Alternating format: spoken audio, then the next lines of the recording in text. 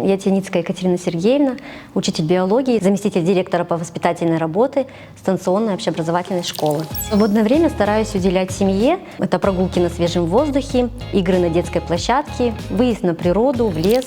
Путь волонтерства, скорее всего, с первых дней работы в школе, так как постоянно с учащимися мы проводим экологические акции, участие и оказание помощи пожилым людям, организации проведения мероприятий, распространение листовок, брошюрок по охране окружающей среде. Основной проблемой экологии считаю недостаточное озеленение, и поэтому мы можем помочь и исправить данную проблему проведением различных экологических акций по очистке рек, озер, уборки территорий и посадка деревьев, кустарников. В настоящее время люди в силу своей занятости чаще покупают продукты, овощи, фрукты в магазинах.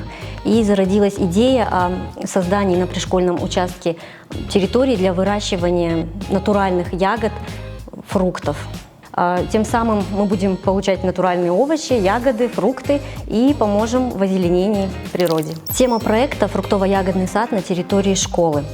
Группа волонтеров – это учащиеся, родители, учителя уже начали процесс реализации проекта.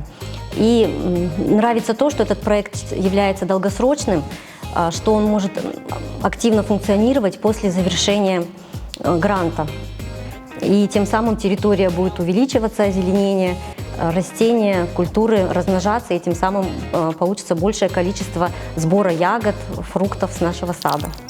На следующий год также планирую принять участие, уже появляются новые идеи, планы.